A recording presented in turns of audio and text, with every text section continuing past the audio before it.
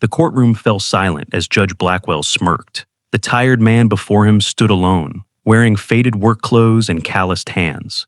Everyone knew him as just a handyman, raising his son after losing his wife. When the judge mocked him, the gallery laughed along. What they failed to notice was the way the man stood perfectly still, his eyes cataloging every face in the room. They never questioned why a simple handyman declined legal representation. They should have.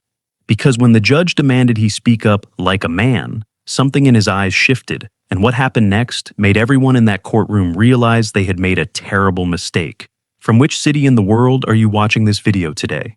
If this story resonates with you, subscribe to see more untold stories of extraordinary people hiding in plain sight. A worn leather wallet slides across the wooden bench, landing with perfect precision before Judge Harrington Blackwell. The smirk on the judge's face falters as his eyes fall to the identification card revealed inside. The packed courtroom, moments ago filled with laughter at the expense of the silent handyman, falls instantly quiet. The color drains from Blackwell's face as he reads the name and title on the card. But that moment of revelation was still to come. 2 weeks earlier, the events that would bring McAllister Mac Reeves into that courtroom began on an ordinary Tuesday morning in Thatcher. The once thriving steel town of Thatcher had long since faded into a place where hope went to die, its shuttered mill standing as a Rust Belt monument to better days. The morning sunlight filtered through worn curtains in a modest 2-bedroom house on Elm Street, casting long shadows across a kitchen that was clean but sparse. Mac Reeves moved with quiet efficiency as he prepared breakfast. His calloused hands cracked eggs with surprising delicacy, his movements precise and economical. At 45, his face was weathered by years spent outdoors, but his eyes remained sharp and observant, missing nothing. "Finley, breakfast in 5, he called, his voice carrying up the narrow staircase to where his 12-year-old son was presumably still getting ready for school. Mac glanced at the small wooden table, already set with military precision. 2 plates, 2 glasses, silverware lined up perfectly straight. The habit was so ingrained he barely noticed doing it anymore. He flipped the omelet with a practiced motion, adding a sprinkle of the diced peppers Finley had recently decided were his favorite food. Footsteps thundered down the stairs as Finley Reeves burst into the kitchen, backpack already slung over one shoulder, his dark hair sticking up in defiance of the morning's earlier combing. "Morning, Dad," he said, sliding into his chair. "Smells good." Mac placed the omelet on his son's plate, ruffling his hair affectionately before taking his own seat. "Sleep okay?" Finley nodded, already digging in.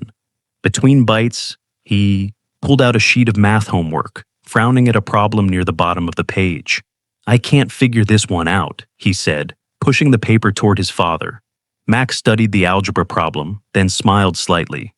"You're overthinking it. Remember what I taught you about isolating variables." He walked Finley through the solution, explaining the concept with surprising clarity for someone whose work involved fixing leaky pipes and patching roofs.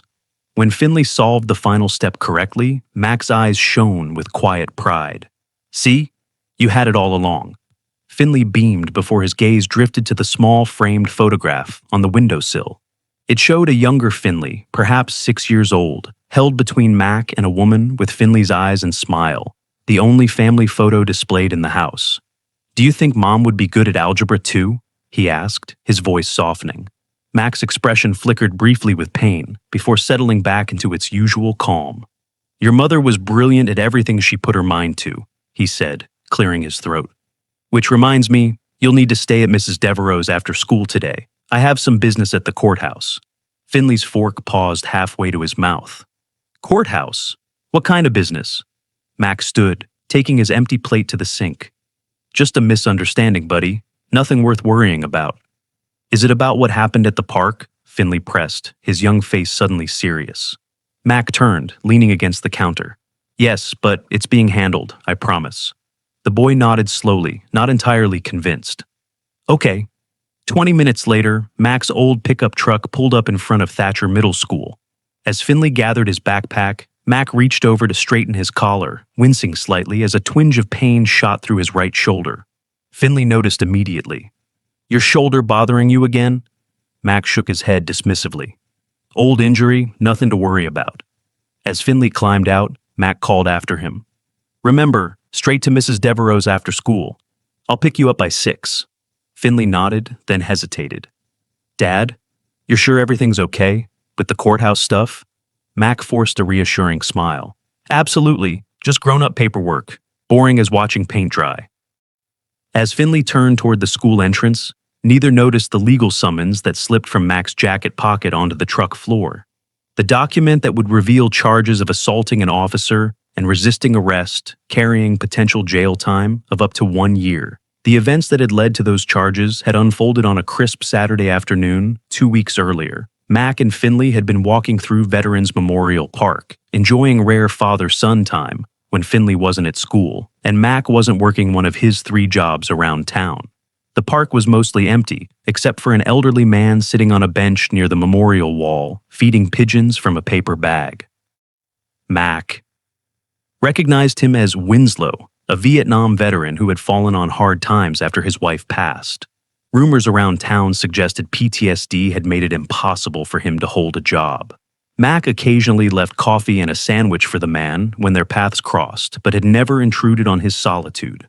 That day, however, someone else had decided to intrude. Sergeant Jasper Rhodes, a relatively new addition to Thatcher's small police force, was standing over Winslow, his posture aggressive as he gestured at the breadcrumbs scattered across the walkway. "You're creating a public nuisance," Rhodes was saying, his voice carrying across the quiet park. "This isn't a homeless shelter." Winslow kept his eyes down. "Just feeding the birds, officer, not hurting anyone." Rhodes kicked at the paper bag, sending it skittering across the pavement. "Park ordinance prohibits feeding wildlife. Move along, or I'll cite you for vagrancy." Mac placed a hand on Finley's shoulder, intending to guide him away from the confrontation, but his son had already stiffened with indignation. "Dad, he's just being mean," Finley whispered fiercely. "Winslow isn't doing anything wrong." Mac squeezed his son's shoulder. "Some battles aren't ours to fight, Finn." But Finley, with the righteous indignation only a 12-year-old could muster, had already slipped from his father's grasp and approached the scene. "My teacher says veterans fought for our freedom," Finley announced, stepping between Rhodes and Winslow. "You shouldn't be mean to them." Rhodes turned, startled by the child's interruption. His surprise quickly hardened into annoyance. "This is police business, kid. Step aside." Mac was already moving, his stride lengthening as he saw Rhodes's hand fall to his belt. "Finley, come back here now," he called, keeping his voice even despite the alarm building in his chest. Finley stood his ground. "But Dad, he's being unfair." Rhodes reached for Finley's arm, intending to move him aside, but the boy flinched away. The officer, already irritated, shoved Finley more forcefully than necessary. The boy lost his balance, tumbling backward against the sharp corner of the stone memorial. What happened next occurred with such fluid precision that later, when bystanders would try to describe it to reporters, they would struggle to articulate exactly how a local handyman had disarmed and subdued a trained police officer in less than 5 seconds. Mac moved with a speed and control that seemed impossible for his frame. One moment he was several yards away, the next he had Rhodes's wrist locked in a grip that forced the officer to his knees. Mac applied precisely enough pressure to immobilize but not injure, his movements clinical and practiced. Most striking to those watching was Mac's face, which remained utterly calm, his breathing steady as though he were merely changing a light bulb rather than neutralizing a threat. When Rhodes's backup arrived moments later, Mac immediately released the officer and raised his hands in a universal gesture of surrender. "He attacked me!" Rhodes sputtered, scrambling to his feet and reaching for his handcuffs, resisting arrest and assaulting an officer.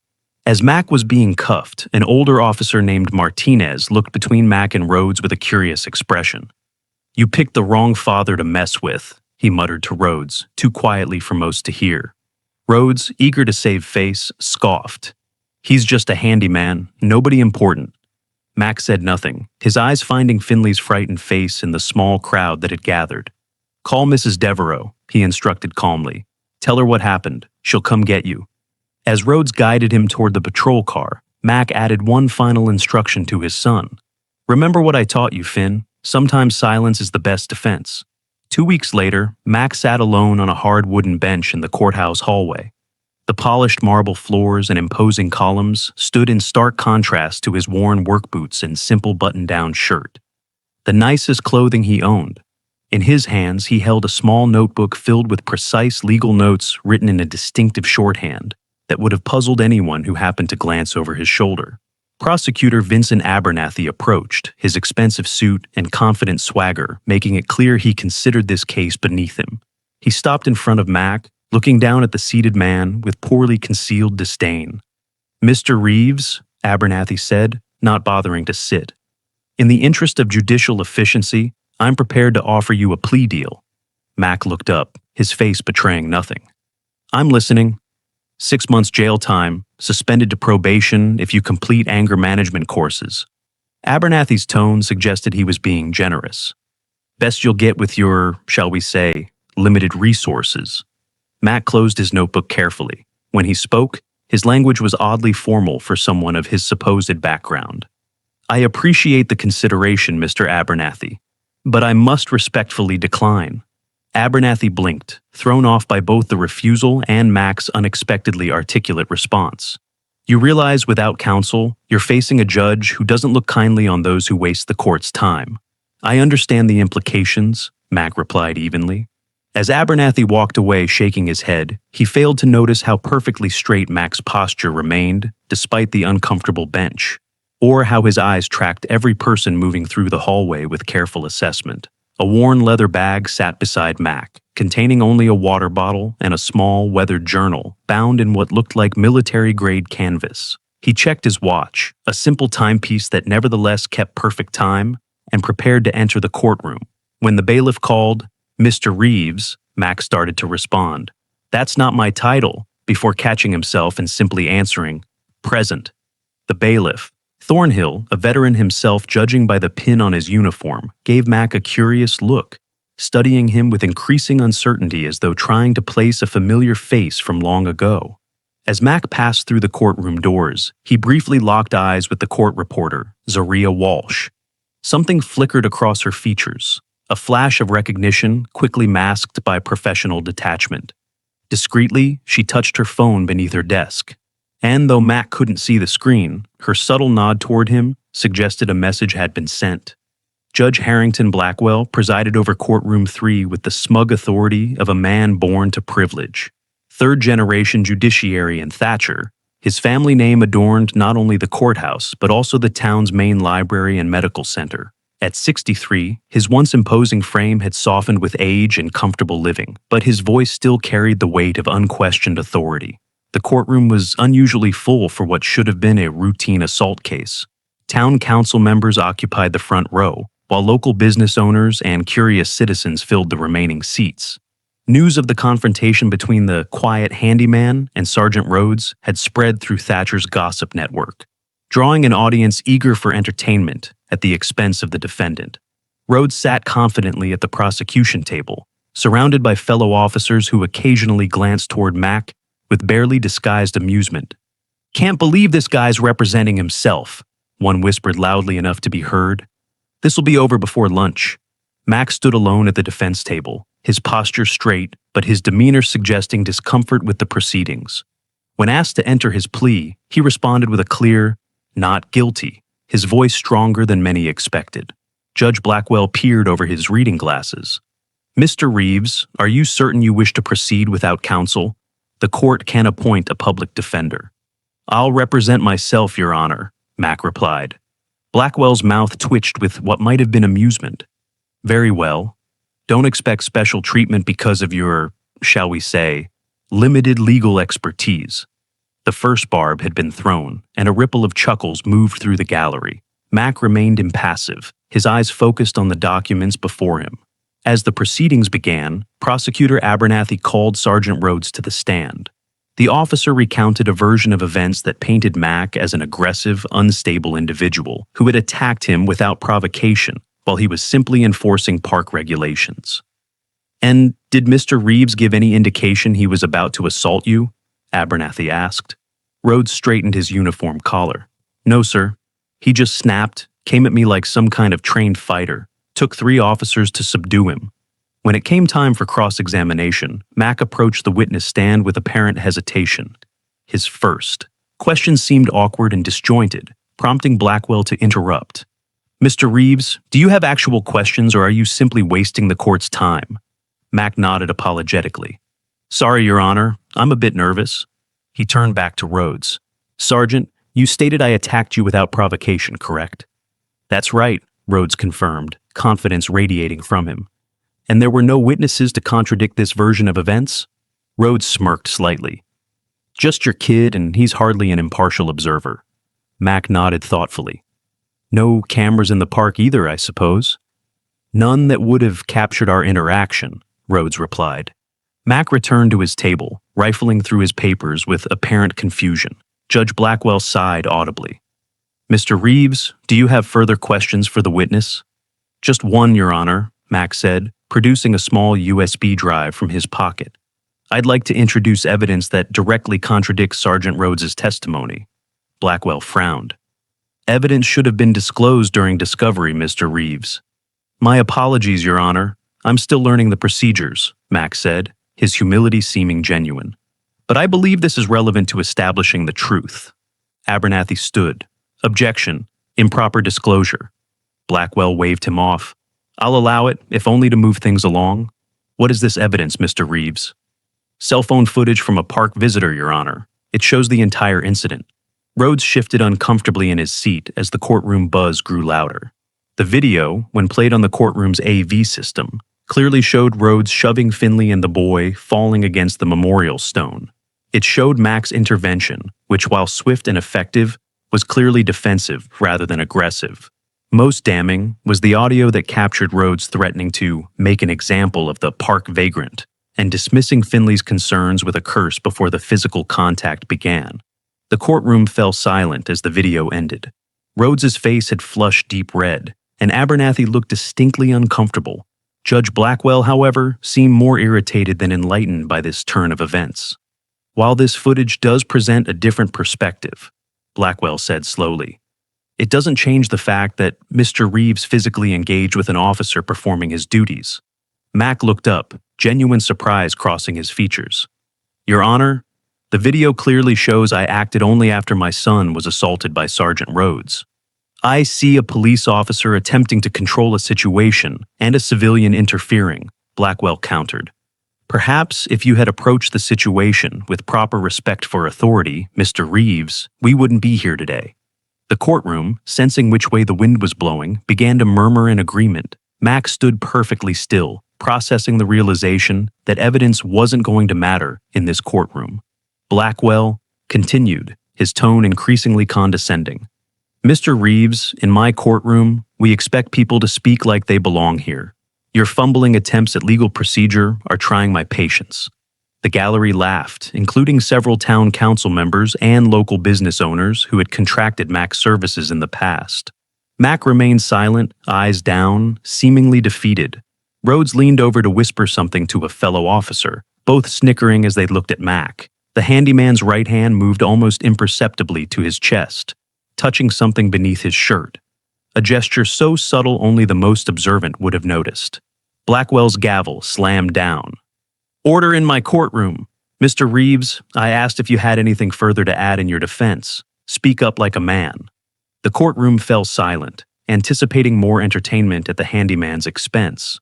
But something had shifted in Mac's demeanor, almost imperceptibly at first, like a change in atmospheric pressure before a storm. He raised his eyes slowly, meeting Blackwell's gaze directly for the first time. For a brief moment, Zaria Walsh, the court reporter, sat forward, her fingers poised over her stenograph machine with unusual intensity. Her eyes never left Mac as the atmosphere in the courtroom subtly changed. Mac stood, his movements suddenly fluid and precise, military in their economy. The transformation was so subtle many missed it entirely, but those with trained eyes saw it immediately. Bailiff Thornhill's hand moved instinctively toward his weapon before he caught himself. Your Honor, Mac began, his voice changed too, clear, commanding, confident. I believe you've made a fundamental error in judgment today. Blackwell blinked, thrown by the sudden change. Excuse me? You assumed, Mac continued, that silence indicates ignorance, when sometimes it merely indicates patience. The judge's face flushed with anger. Mr. Reeves, you're dangerously close to contempt of court. Mac nodded slightly, acknowledging the threat without concern. With respect, Your Honor, contempt has already been demonstrated in this courtroom, though not by the defendant. A collective intake of breath swept through the gallery. No one spoke to Judge Blackwell this way, especially not a handyman with no legal representation. The judge's knuckles whitened around his gavel.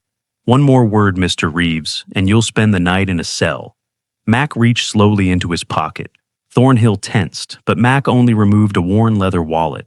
With deliberate movements, he placed it on the bench before him.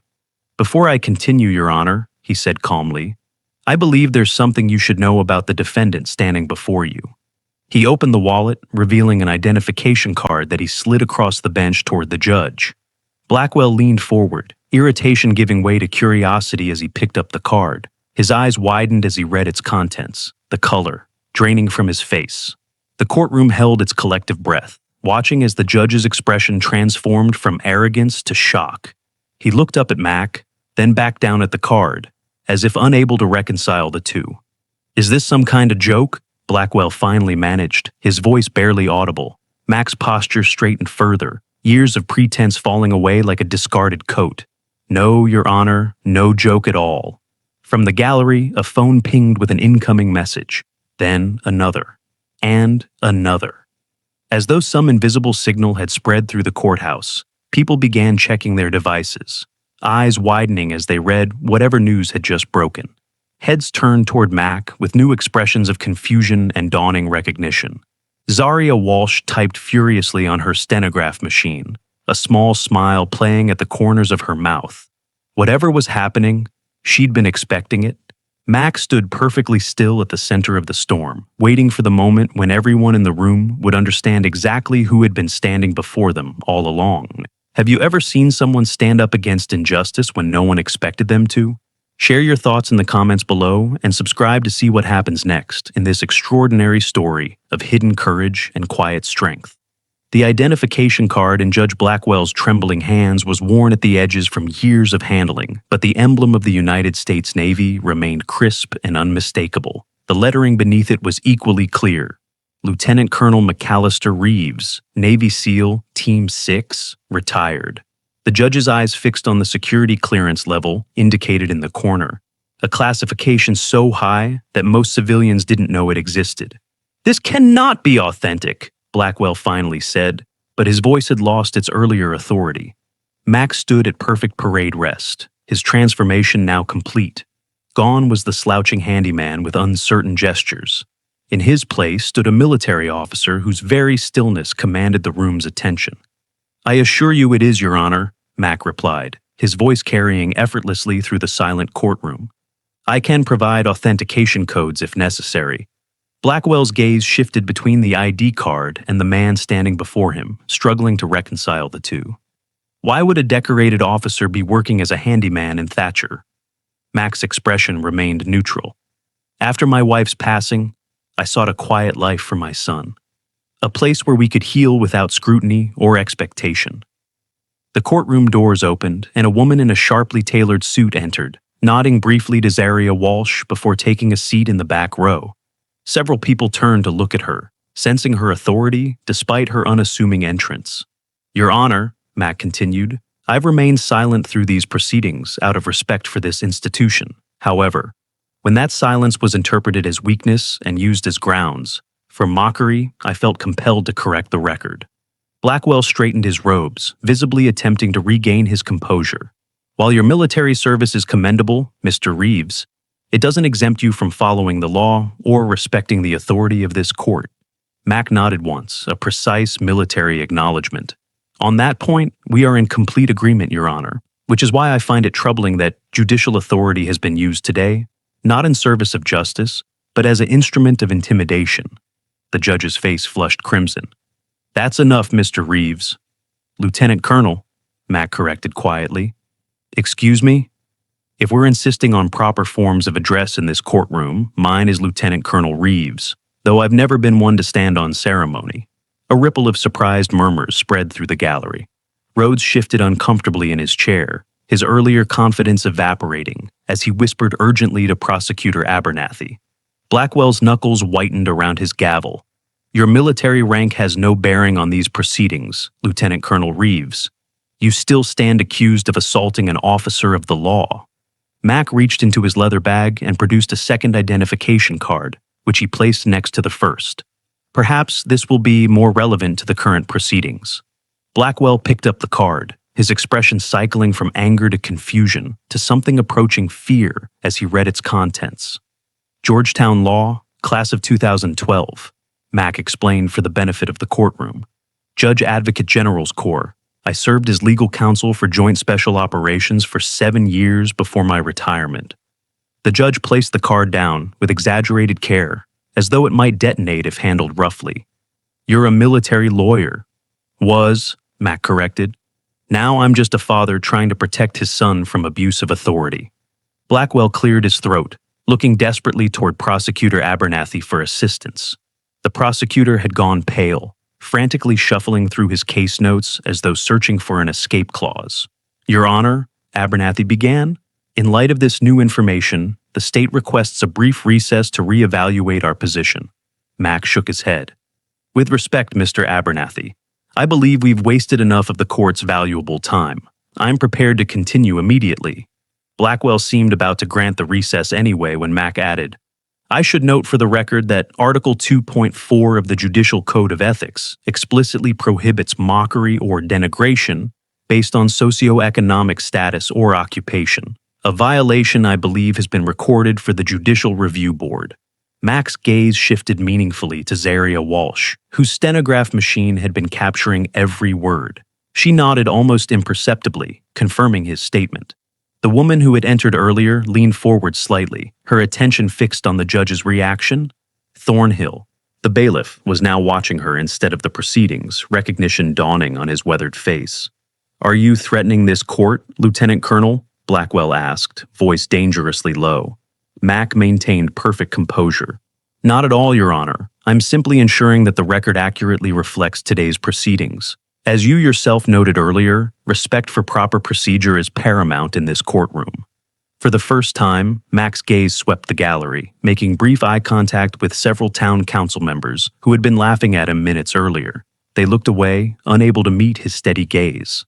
I have here, Mac continued, producing a file from his leather bag, a comprehensive record of Sergeant Rhodes's interactions with citizens of Thatcher over the past 18 months. It documents 27 instances of excessive force, primarily targeting economically disadvantaged individuals and veterans. Rhodes half rose from his chair. That's a damn lie. Language, Sergeant, Blackwell cautioned automatically, though his heart clearly wasn't in the reprimand. Mac opened the file, his movements deliberate.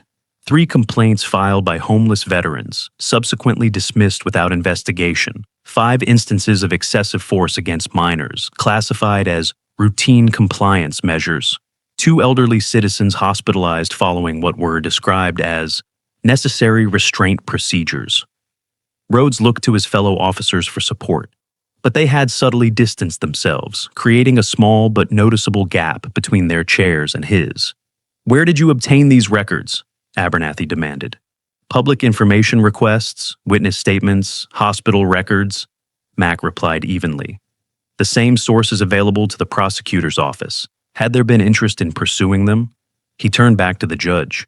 Your Honor, I fought in 5 combat zones so that justice, not mockery, would be what defines American courtrooms.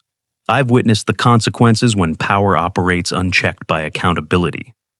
Mac's voice remained measured, but for the first time, a hint of passion colored his words. I chose to live quietly in this town because I believed good people resided here, people worth protecting. When I saw Sergeant Rhodes assault my son for the crime of defending an elderly veteran, I intervened with minimal force to prevent further harm. I then complied immediately with responding officers.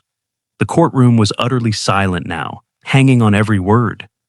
These are not the actions of someone resisting arrest or assaulting an officer.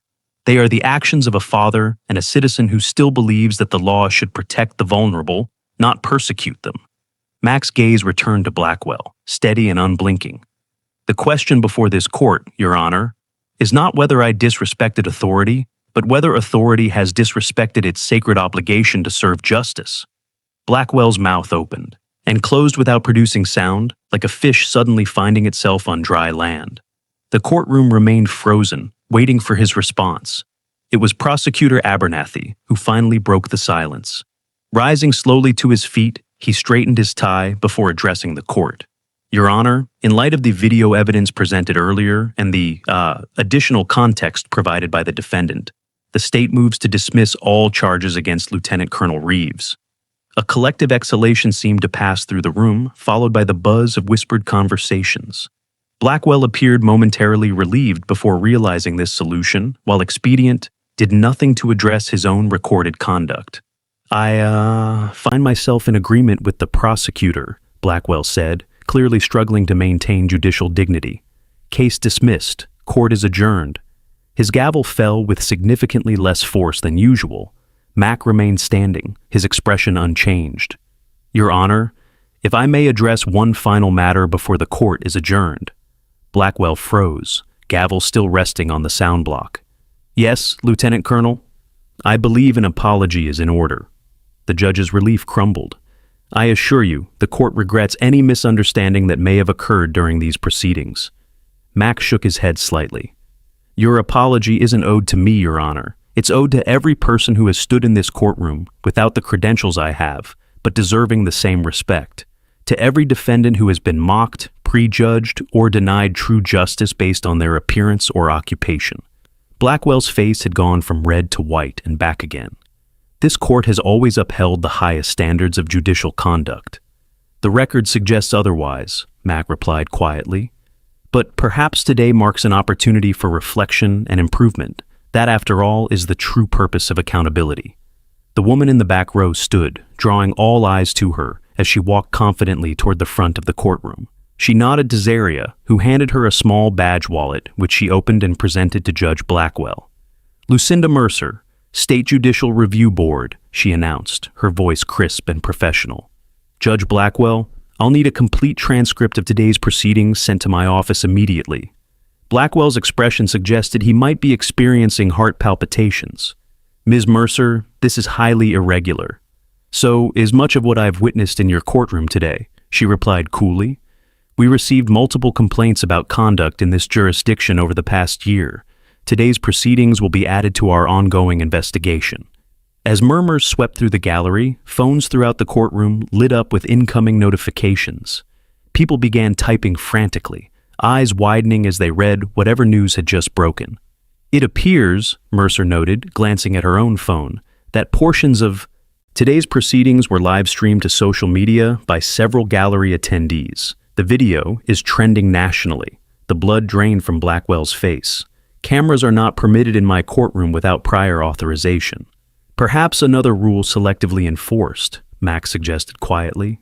Outside the courtroom, a commotion was building. The doors opened to reveal a small crowd of reporters and camera operators jostling for position, drawn by the viral video that was already spreading across the internet. Mac turned away from the spectacle, gathering his few belongings into his leather bag with the same methodical precision he'd displayed throughout. When he looked up, he found Winslow, the homeless veteran from the park, standing before him. You saved my life in Fallujah, 2007, Winslow said, his voice carrying through the now hushed courtroom. Never said a word about it all these years. Mac clasped the man's shoulder briefly. We were just doing our jobs, Master Sergeant. From another corner of the gallery, Mrs. Devereaux rose shakily to her feet.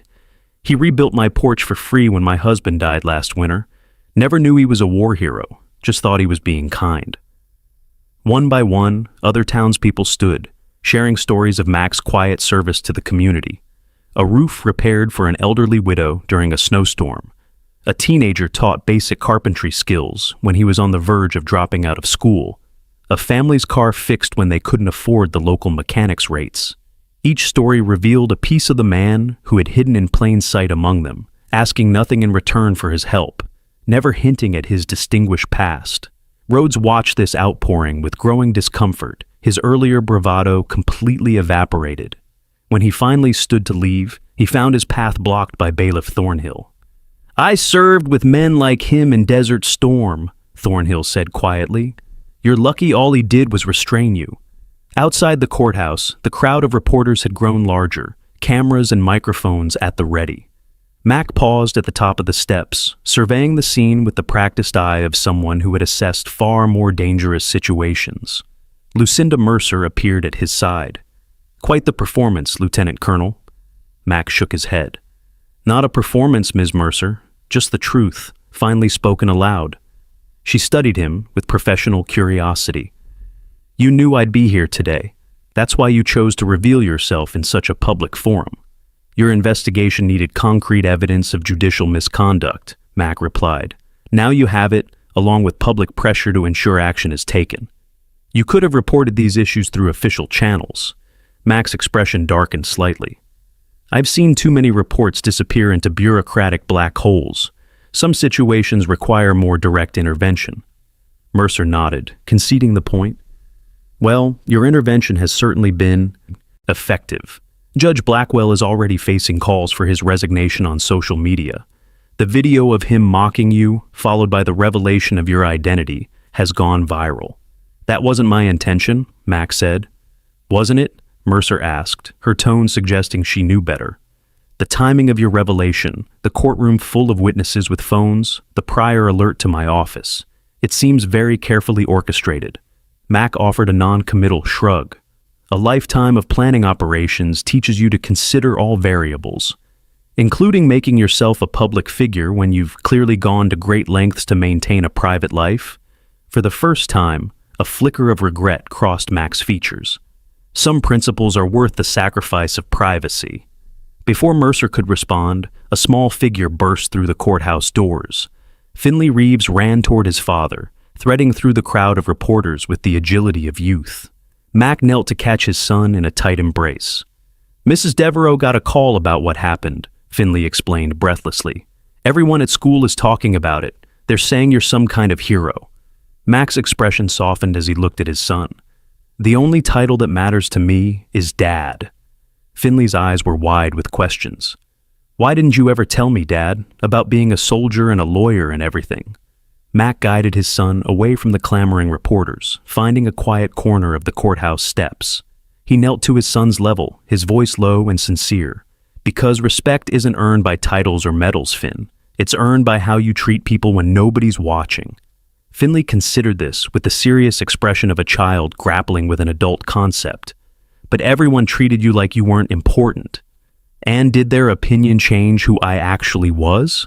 Mac asked gently. Finley shook his head slowly. "No, you were still you."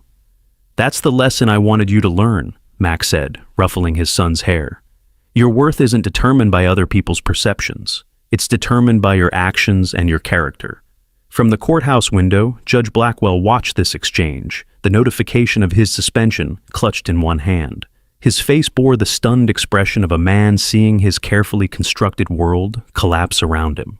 As reporters continued to shout questions, Mac guided Finley through the crowd toward his old pickup truck, still parked where he had left it that morning, a lifetime ago. "What happens now?" Finley asked, climbing into the passenger seat. "Will we have to move again?" Mac started the engine, considering his son's question carefully. "Would you want to?" Finley looked out at the town of Thatcher, seeing it with new eyes. "I have friends here, and school, and we just fixed up the treehouse in the backyard." "Then we stay," Mac said simply. "People will talk for a while, then find something new to discuss. Small towns have short attention spans." As they pulled away from the courthouse, Mac added, "Besides, there are still plenty of leaky faucets in Thatcher that need fixing." Finley grinned. "Even though you could probably be, like, a general or something?" Mac laughed, a rare, unguarded sound. "Being a handyman has its advantages. No one shooting at you, for one thing." That evening, their home on Elm Street looked exactly as they had left it that morning. Mac prepared dinner with the same quiet efficiency, setting the table with the same military precision. If Finley noticed that his father stood a bit straighter, or that his movements had lost their affected clumsiness, he didn't mention it. As they ate, Mac listened to Finley's animated retelling of how the news had spread through his school, answering his son's questions about his military service with simple, age-appropriate honesty. He omitted the classified details and the darker realities of war, focusing instead on the camaraderie and purpose that military service had provided. "Did you know Mrs. Harlow at the library was in the Navy too?" Finley asked between bites. "She told me she recognized your name from some big mission, but it was all super secret." Mac nodded. Mrs. Harlow was intelligence, very sharp mind. She probably knew who I was the moment we moved to town. Who else knows? Does everyone have secrets like yours? Mac considered the question. Everyone has parts of themselves they don't share with the world, Finn. That doesn't make them secrets exactly. Just private chapters in their personal stories. After dinner, as Finley worked on homework, Mac's phone buzzed with a message. Lucinda Mercer had sent a brief text. "Judicial review hearing scheduled for next week. Your testimony would be valuable." Mac typed a simple reply. "I'll be there." A second message followed immediately. "Pentagon called. They're aware of your coming out and request a meeting. Apparently your expertise is still in demand." This message Mac left unanswered, placing the phone face down on the counter. Some decisions would require more thought. Later, after Finley had gone to bed, Mac sat alone at the kitchen table, the events of the day settling around him like dust after an explosion. He opened the worn journal that had been his constant companion through war zones and quiet suburban evenings alike. The pages were filled with names and dates, a meticulous record of people he had helped over the years. Not missions or operations, but smaller interventions. A veteran connected with medical benefits, a struggling family guided through complex legal paperwork, a teenager mentored away from a destructive path. Mac added a final entry to the current page, Thatcher v. Truth, with a check mark beside it. He closed the journal, running his fingers over its weathered cover, feeling the weight of all it contained. On the counter lay an unopened envelope that had arrived in the afternoon mail. The return address belonged to the governor's office, the contents likely an invitation to head a new statewide justice reform initiative. The governor, a former military officer himself, had undoubtedly recognized the political opportunity presented by Mac's suddenly public profile. Mac left the envelope unopened. Tomorrow would be soon enough for decisions about the future. Tonight was for reflecting on the path that had led him here. He moved to the living room window, looking out at the quiet street of the town he had chosen as refuge. Thatcher had its flaws, like any community, but it also had good people trying their best to build decent lives. People worth protecting, worth fighting for, in ways that didn't involve weapons or bloodshed. The streetlight outside cast long shadows across the lawn, reminding Mac of other nights in other places, watching other shadows with far deadlier intent. He had traded one type of vigilance for another, one battlefield for a different kind of struggle, but the core mission remained the same: protect the vulnerable, stand against injustice, live with honor. His phone buzzed again from the kitchen. Mac ignored it, continuing his silent watch over the sleeping neighborhood. The calls would continue coming, now that his cover of anonymity had been stripped away. Old colleagues, military contacts, media requests, perhaps even book deals or speaking engagements. The machinery of public recognition was already grinding into motion, threatening the quiet life he had built. A floorboard creaked behind him. Mac turned to find Finley standing in the hallway, sleep-tousled and squinting against the dim light. "Can't sleep?" Mac asked softly. Finley shook his head. Thinking too much. Mac opened his arm, and his son came to stand beside him at the window. Together they looked out at the peaceful street, each lost in their own thoughts. "Today in court," Finley said finally, "you weren't pretending anymore." It wasn't a question, but Mac answered anyway. "No, I wasn't." "Which is the real you? The one today, or the one who fixes Mrs. Devereaux's sink and helps me with homework?" Mac considered the question with the seriousness it deserved. "They're both real, Finn. We all have different sides to who we are, different skills we use in different situations. But you were pretending to be not as smart and strong as you really are. Why would anyone do that?" "Sometimes," Mac said carefully, "people are more comfortable around you when they don't feel intimidated. And sometimes you can help people better when they don't see you coming." Finley frowned, processing this adult complexity. "So, you let Judge Blackwell be mean to you so he wouldn't know you could fight back?" "Something like that," Mac acknowledged, "though I wouldn't have chosen quite that approach if I'd known you would be watching." "I'm glad I saw," Finley said with sudden fierceness. "I'm glad everyone saw who you really are." Mac looked down at his son, surprised by the vehemence in his voice. "Why is that, buddy?" "Because," Finley said, his young face serious in the dim light, Now maybe people will stop laughing at others just because they think they're not important. Maybe they'll remember that you never know who someone really is inside. Mac felt an unexpected swell of pride. From the mouths of children, the simplest and most profound truths. That, he said softly, is exactly the lesson worth learning. Outside, a car drove slowly down the street, its headlights sweeping across the front of the house. It paused briefly before continuing on, but the momentary illumination was enough for Mac to recognize the vehicle. A police cruiser, likely sent to monitor his home after the day's events, though whether for his protection or surveillance wasn't immediately clear. Mac filed the observation away automatically. The habits of situational awareness never truly dormant. But for now, in this quiet moment with his son, external concerns could wait. Back to bed, he said gently. School tomorrow, regardless of courtroom drama. Finley yawned and nodded, but paused at the hallway. Dad, are you still going to fix things around town, even though everyone knows you could be doing something more important? Mac smiled. What makes you think fixing things for our neighbors isn't important? Finley seemed satisfied with this answer and padded back to his bedroom. Mac remained at the window a moment longer, watching as the police cruiser made another slow circuit of the block. In his pocket, his phone vibrated yet again. This time he checked the message, from a number he hadn't seen in years, but still recognized instantly. The text was brief, military in its efficiency. JSOC watching live stream. Position open if interested. World still needs good men. Mac slipped the phone back into his pocket without responding. Outside, the stars were visible above Thatcher's modest skyline, the same stars he had navigated by in deserts and mountains around the world, the same stars that had witnessed his victories and failures, his courage and his fear. Tomorrow would bring new challenges. The spotlight he had deliberately stepped into would not dim quickly. Decisions would need to be made about which path to follow now that so many were suddenly open to him again.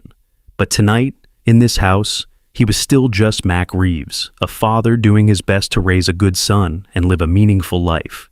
Lieutenant Colonel Reeves could wait until morning. Mac turned from the window, moving through the darkened house with the silent precision that had once made him a ghost on battlefields half a world away. He paused at Finley's door, listening to the steady breathing of his sleeping son before continuing to his own room. On his nightstand lay a small framed photo, the mate to the one displayed in the kitchen. In this version, he stood in full dress uniform beside his late wife, their newborn son cradled between them. A life captured in a moment before grief. And duty and choice had led him to this quiet street in this forgotten town. Mac placed the photo face down, a small gesture of closure. Whatever tomorrow brought, the past was the past. It was the future that required his attention now. From his dresser drawer, he removed a small black box he hadn't opened in years. Inside lay the medals and commendations that documented a distinguished career, valor in combat, lives saved, missions accomplished against impossible odds, the tangible records of Lieutenant Colonel McAllister Reeves. Among them, nestled in velvet, rested the highest honor a grateful nation bestows upon its warriors. The medal he had never displayed, never mentioned, never allowed to define him in the eyes of others. The medal that Judge Blackwell would have immediately recognized had Mac chosen to reveal it in court. Mac closed the box and returned it to its drawer. Some truths remained his alone to carry. Have you ever discovered someone was more than they appeared, or kept parts of yourself hidden to make others comfortable? Share your thoughts in the comments and subscribe to see the conclusion of Mac's journey in our final chapter. Some heroes don't wear uniforms, but that doesn't make their battles any less important. The morning after the courtroom revelation dawned crisp and clear in Thatcher, but the town itself had been fundamentally altered.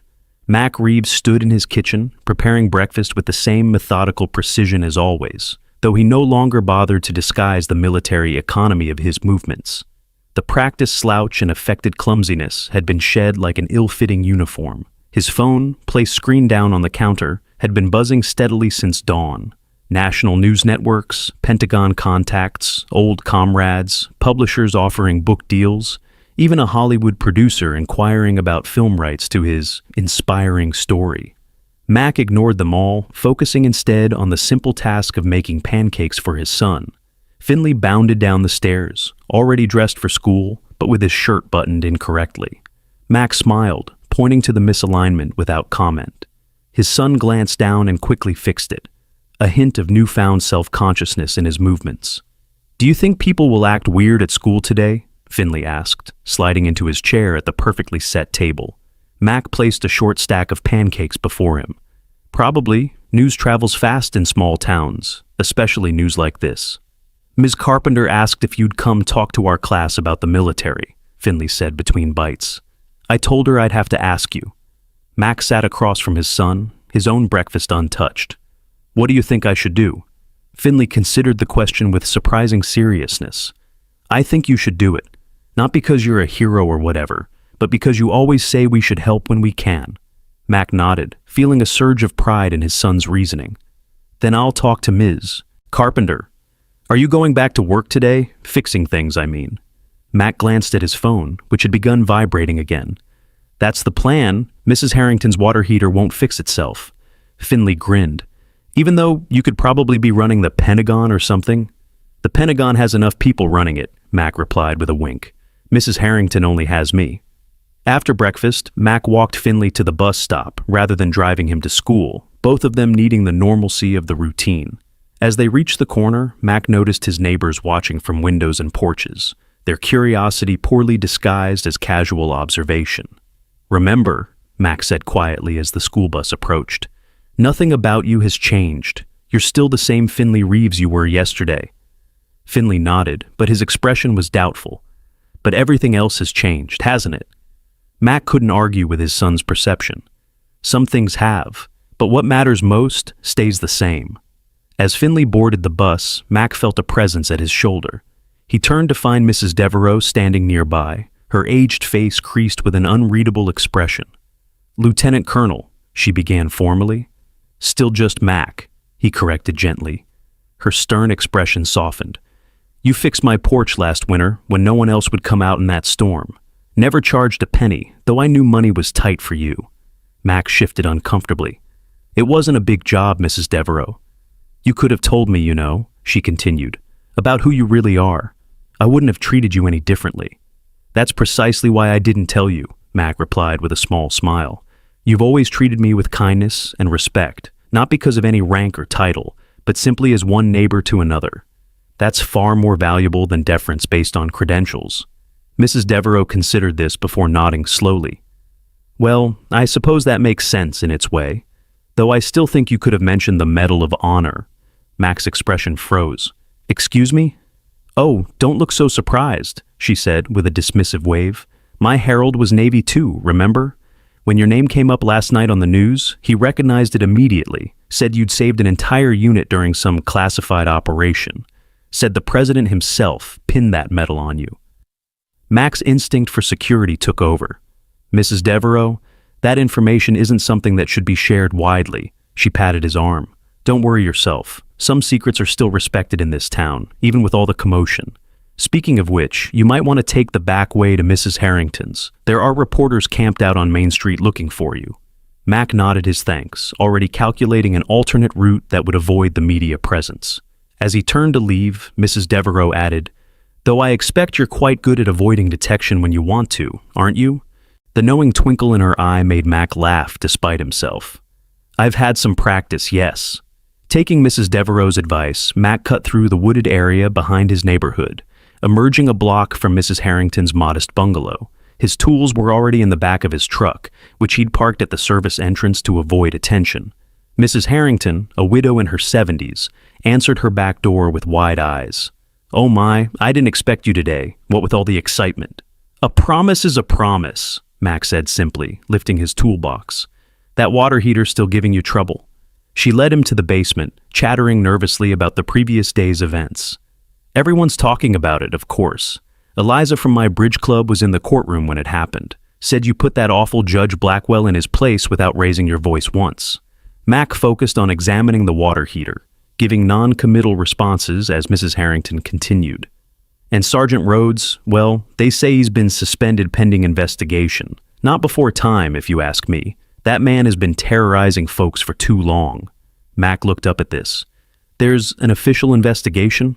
Mrs. Harrington nodded eagerly.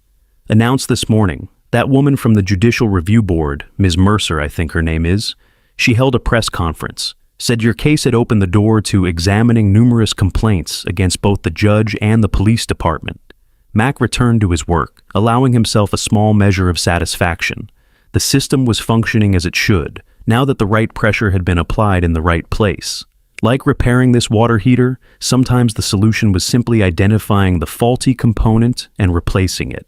By noon, Mac had fixed Mrs. Harrington's water heater and declined both payment and lunch, insisting that the cookies she pressed upon him were more than enough compensation.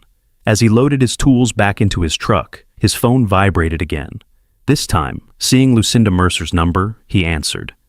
"Lieutenant Colonel Reeves," her crisp voice came through immediately.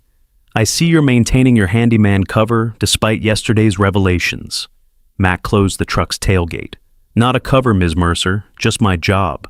"A job significantly below your qualifications," she noted, "but we can discuss career options another time. I'm calling because your presence is requested at an emergency town council meeting this evening." Mac frowned. "For what purpose?" "The fallout from yesterday's events has been significant. Judge Blackwell has been suspended pending review, and there are serious questions about oversight within the police department. The council is attempting damage control and has specifically asked for your input." "I'm not interested in town politics, Ms. Mercer." "Perhaps not," she replied evenly.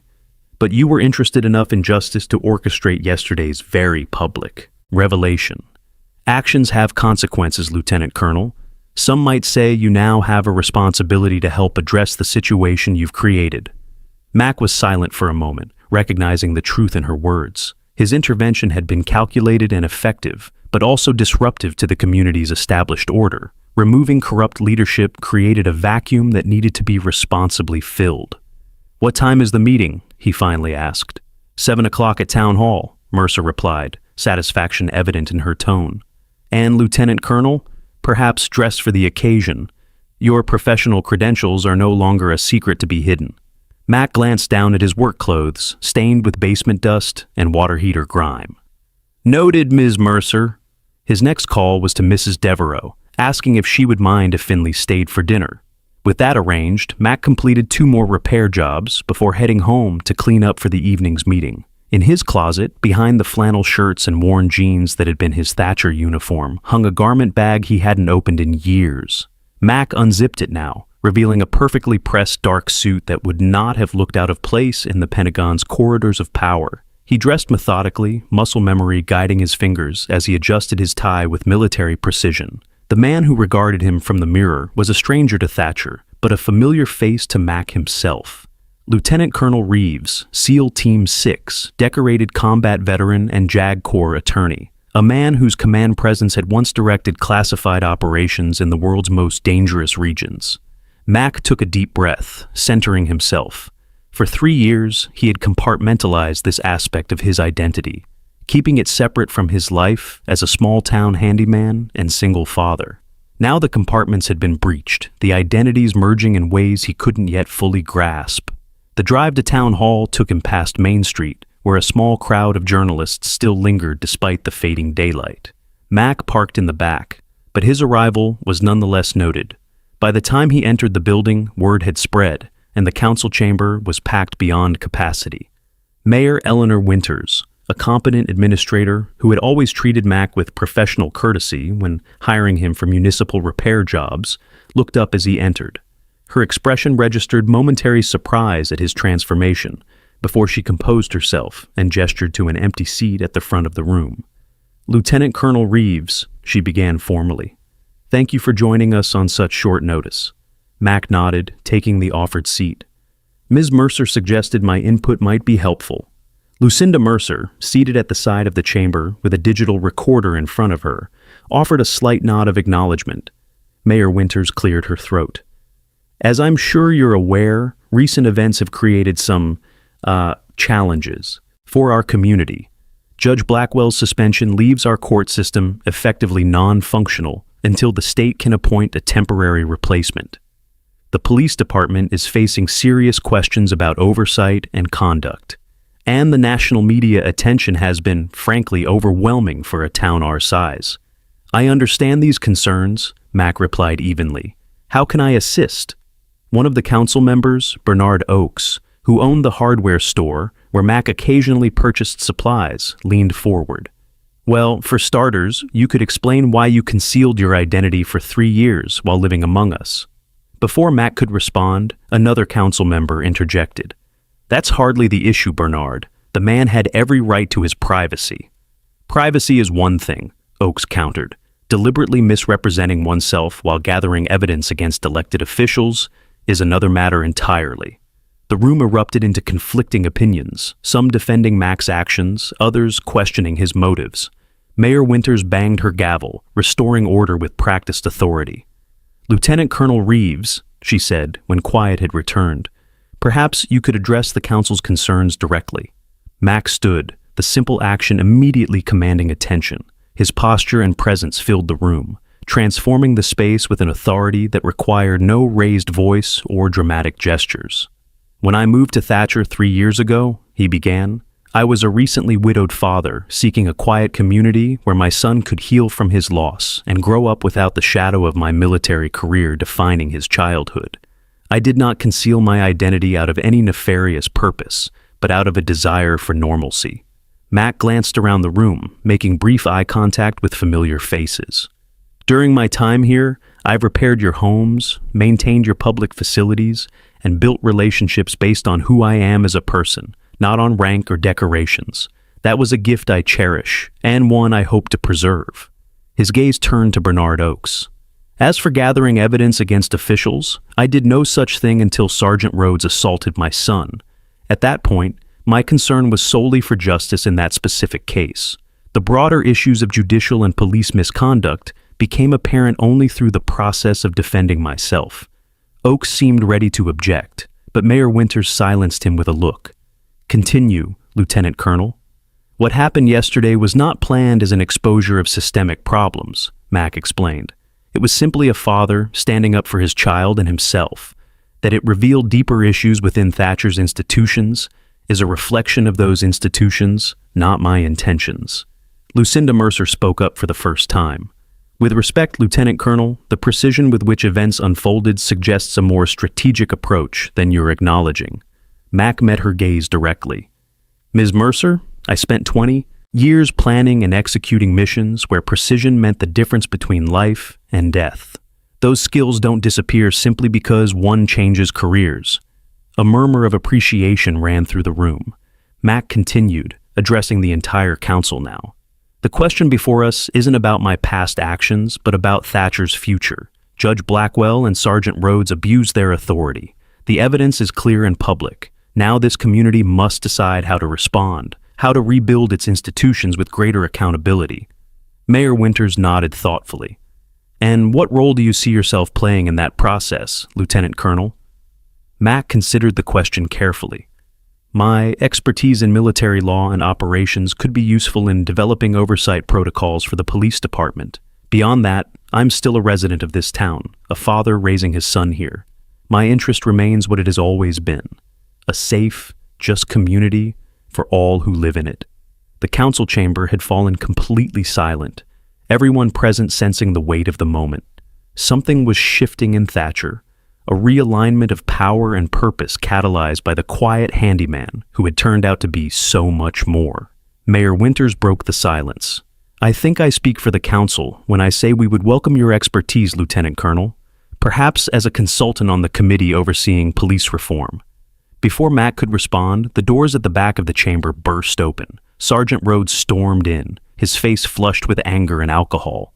Despite being suspended, he still wore his uniform, though it was disheveled and stained. "This is all your fault," he shouted, pointing at Mac. "You've ruined everything with your self-righteous act." 2 officers moved to intercept Rhodes, but he shoved past them, advancing down the center aisle toward Mac. The room erupted in alarmed voices and movement as people scrambled out of his path. Mac remained perfectly still, assessing the situation with practiced calm. Rhodes was clearly intoxicated, unsteady on his feet, but propelled by rage and humiliation. He was also armed, his service weapon still holstered at his hip despite his suspension. "Stand down, Sergeant Rhodes," Mac said, his voice cutting through the chaos with commanding authority. "You're making a situation that can still be salvaged much worse." Rhodes faltered momentarily, the military tone of command triggering an instinctive response. But his anger quickly overcame it, and he continued his approach. "You don't give orders here, Colonel. This isn't your battlefield." Mac shifted his stance subtly, preparing for multiple contingencies while keeping his expression neutral. "Every place where justice and safety are threatened is my concern, Sergeant. It always has been." Rhodes reached for his weapon, a move so telegraphed that Mac almost felt sorry for him. In one fluid motion too fast for most eyes to follow, Mac crossed the space between them, disarmed Rhodes with a precise wrist lock, and guided the larger man to his knees without apparent effort. The entire confrontation was over in seconds. Mac secured the weapon and handed it to the nearest officer, then stepped back, allowing Rhodes's colleagues to take him into custody. The sergeant's rage had collapsed into confusion and disbelief at how easily he had been neutralized. As Rhodes was escorted from the chamber, Mac returned to his seat, straightening his tie in a gesture so casually normal that it broke the tension in the room. A ripple of nervous laughter spread through the crowd, followed by spontaneous applause. Mac raised a hand to quiet it. "Let's not celebrate what just happened. A good officer lost his way and now faces serious consequences. There's nothing triumphant in that reality."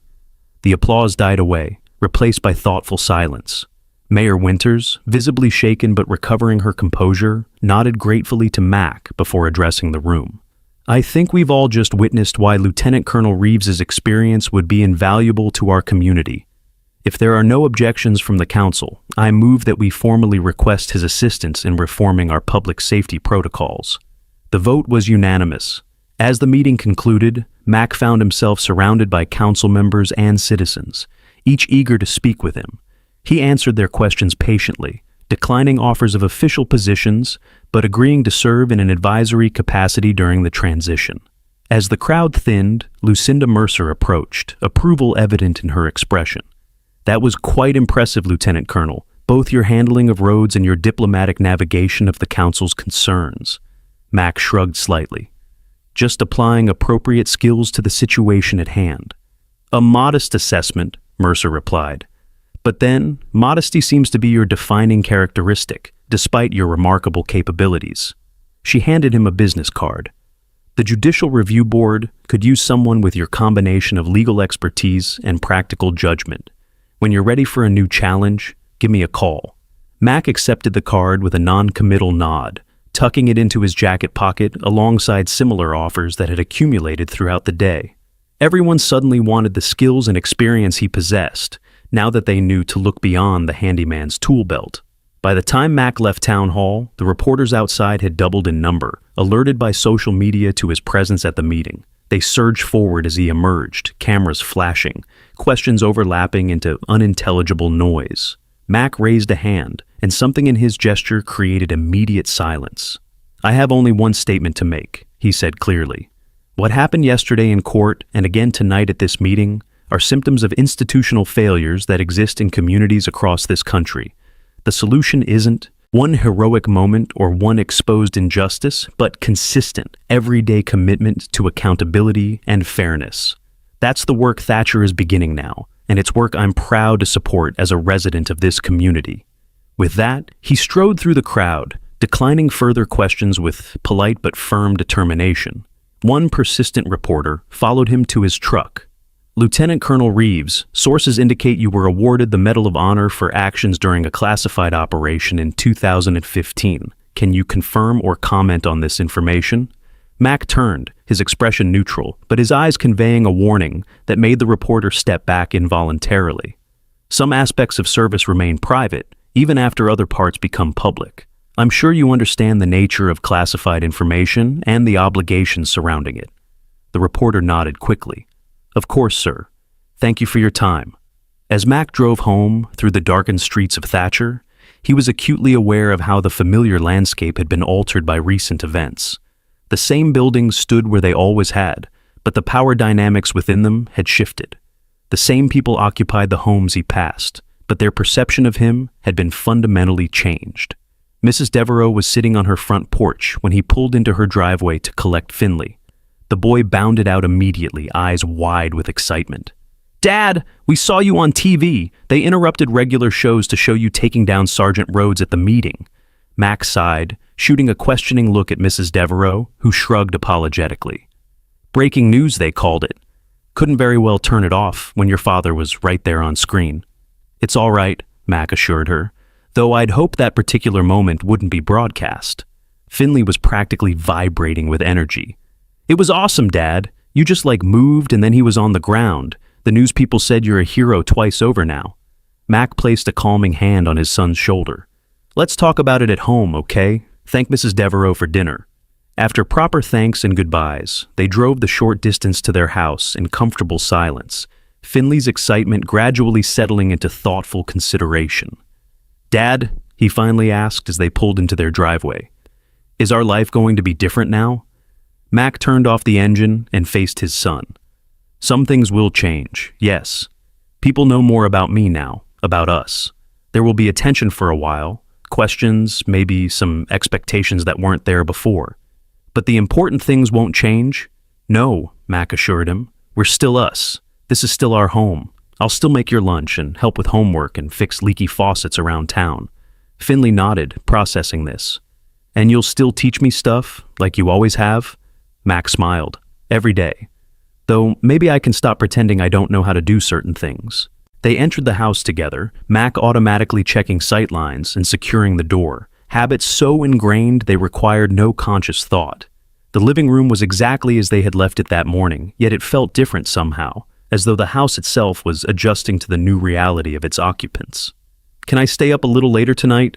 Finley asked. Since it's a special day? Mac checked his watch. 20 minutes, just enough time for a cup of hot chocolate, I think. As they sat together at the kitchen table, mugs of steaming chocolate before them, Finley looked up at his father with serious eyes. I've been thinking about what you always tell me, about how a person's worth isn't in their title or what people think of them. Mac nodded encouragingly. And? I think I understand it better now, Finley continued. Because everyone is treating you differently, even though you're the same person you were before. It's like they couldn't see you properly until they knew about your medals and stuff. That's very insightful, Finn. But I could always see you, Finley said with sudden conviction. I always knew you were special, even when I didn't know about all the hero stuff. Because you're my dad, and you're good and brave in all the ways that really matter. Mac felt a tightness in his throat, an emotion he rarely allowed himself to fully experience swelling within his chest. That means more to me than any medal or title ever could, son. Finley smiled, pleased with his father's response. So, what happens tomorrow? Do you still go fix Mrs. Ortiz's garage door like you promised? Absolutely, Mac confirmed. A promise is a promise. Even though the governor wants to give you some big important job? Mac raised an eyebrow. How do you know about that? Finley grinned. Mrs. Devereaux's grandson works at the governor's office. He called during dinner and told her all about it. Small towns, Mac muttered, shaking his head with fond exasperation. No secrets last long. So will you take it? The governor's job? Mac considered the question, giving it the honest consideration it deserved. I don't know yet. It would be a chance to help fix some of the problems we've seen, to make the system work better for everyone. But it would also mean less time here, less time being just your dad and the local handyman. You could do both, Finley suggested. Be important sometimes and just dad other times, like you were before, only without the pretending part. Mac smiled at his son's simple wisdom. That's not a bad idea at all. Later, after Finley had gone to bed, Mac stood at the living room window, looking out at the quiet street. The same stars shone overhead that had guided him through combat missions and covert operations around the world. The same moon cast shadows across his lawn that had illuminated distant mountains where he'd led men into danger and back out again. His phone vibrated on the coffee table. The screen displayed a familiar number, one connected to the highest levels of national security. Mac considered ignoring it, as he had many calls that day, but something told him this one was different.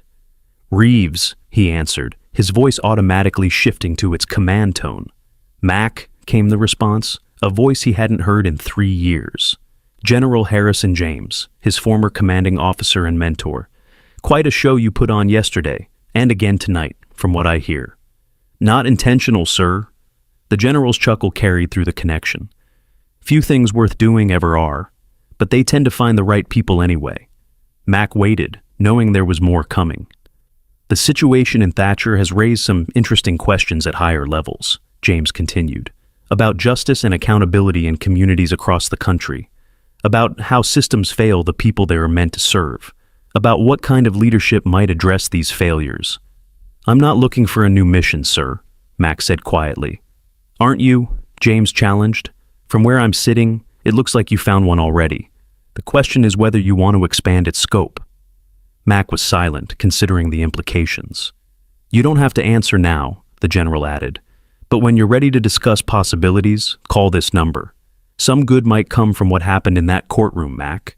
More good than you intended, perhaps." After ending the call, Mac remained by the window, weighing options and responsibilities.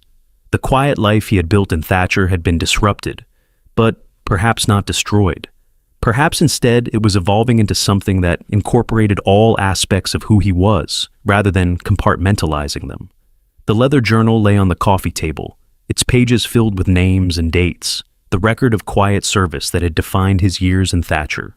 Mac opened it now, turning to a fresh page. At the top, he wrote "New Mission Parameters," then paused, pen hovering over the blank space below. After a moment's reflection, he began to write, outlining a framework for what might come next, not a retreat to his former life of classified operations, nor a continuation of his hidden existence as just the town handyman. Something new that drew from both, that honored his commitment to his son while also acknowledging the skills and experience he possessed that might serve a greater good. As he wrote, the tension he had been carrying since the courtroom revelation began to ease. The path forward wasn't yet clear, but the principles that would guide it were taking shape. Justice, integrity, service. The same values that had directed his military career applied now to a different kind of battlefield. From Finley's room came the sound of his son turning over in his sleep, a small reminder of Mac's most important responsibility. Whatever came next would need to honor that priority above all others. Mac closed the journal and returned to the window. Tomorrow would bring more questions, more decisions. For tonight, he was content to stand watch over his small corner of the world, as he had done in so many other places across the globe, a quiet defender, a hidden guardian, a father whose greatest mission would always be raising his son to recognize the truth behind appearances and the value that exists in every person, regardless of title or perception. The stars continued their silent journey across the night sky, bearing witness to one man's commitment to justice in its most personal form, not through dramatic gestures or public acclaim, but through the consistent, everyday choice to stand for what was right, even when no one was watching, especially then. For in the end, it wasn't the medals or the rank or the classified operations that defined Lieutenant Colonel McAllister Reeves. It was the moment he'd stood in a small-town courtroom and spoken truth to power, not for his own benefit, but for every person who had ever stood alone against injustice without the credentials to make others listen. Some battles were fought with weapons and tactics, others with quiet dignity and unwavering principle. Both required courage, both mattered. And sometimes, the most important victory was simply showing the world that heroes walked among them every day, in the most unexpected places, doing the most ordinary things, their greatest strengths hidden beneath the surface until the moment they were needed most. Have you ever discovered unexpected strength within yourself when facing injustice? Or recognized the quiet heroism in someone you thought you knew? Share your experiences in the comments below, and subscribe to hear more stories about the extraordinary courage hiding in ordinary lives. Because sometimes, the most powerful truth is the one that reminds us we never know someone's full story until they choose to reveal it.